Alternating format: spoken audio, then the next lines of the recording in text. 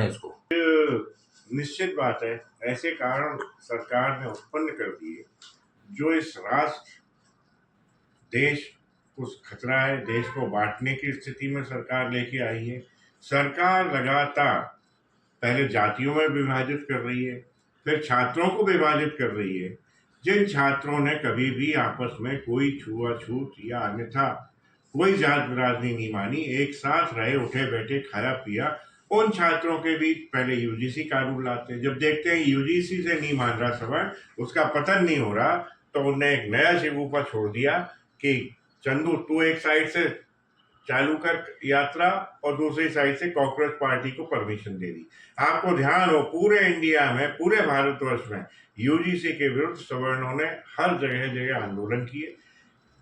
दिल्ली में जब भी जंतर मंतर पे या अन्य स्थान पे कोई परमिशन मांगी गई, कभी कोई परमिशन ग्रांट नहीं की गई। परमिशन जो पहले से दी गई थी वो भी इस कारण से निरस्त कर दी गई क्योंकि सवर्णों को इस संविधान के तहत कोई अधिकार नहीं है, ना ही कोई प्रोटेस्ट कर सकते हैं, ना ही वो अपनी आवाज उठा सकते हैं।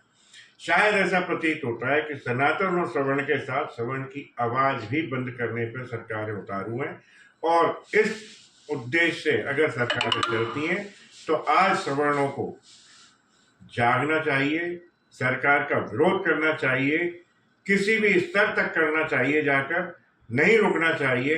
अन्यथा निश्चित बात है कि सवर्ण भी डूबेगा, सनातन का भी पतन होगा, क्योंकि जब तक सवर्ण है तभी तक सनातन है। दोनों एक दूसरे के पर्यायवाची हैं। अन्यथा ना ये देश बचेगा, ये देश भी टुकड़ों में विभाजित कर दिया जाएगा, जो सत्ताओं की मंशा दिखाई दे रही है। साथ ही आप देख रहे हैं लगातार गृह युद्ध की स्थिति पैदा सरकार करती जा रही है। यूपी में या अन्य स्थान पे कहीं भी आप अगर परमिशन सवर्ण मांगेंगे प्रोटेस्ट करने की, कोई परमिशन कभी ग्रांट नहीं होगी उसको। लेकिन जैसे ही भीम आर्मी जैसे आतंकवादी संगठन इस परमिशन को मांगते हैं, तुरंत ग्रांट कर दी जाती है। कॉकरोच जैसी पार्टी जो देशद्रोही है, जिनमें कम्युनिस्ट इन्वॉल्व होकर इस कार्य को कर रहे हैं, लगातार सवर्णों और सनातन को गाली दे रहे हैं, उनको ये परमिशन तुरंत ग्रांट कर दी जाती है। प्रतीत स्पष्ट होता है कि आप देखिए कि पूरी सत्ता पक्ष जो है, पूरी सत्ताएं जो हैं वो सनातन और सवर्ण विरोधी हो चुकी हैं। इसके अन्यथा और भी कोई मतलब निकलता दिखाई नहीं देता। इसलिए कृपा करके आज सवर्णों से विनती करता हूँ कि जाग जाओ, उठ के खड़े हो जाओ, और जिस सीमा तक आप जा सकते हो उस सीमा तक आके विरोध करना सीखो।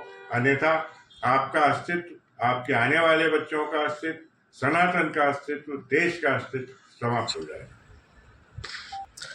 अंकित वाजपेयी के साथ राजेश चतुर्वेदी। जय हिंद, जय भारत।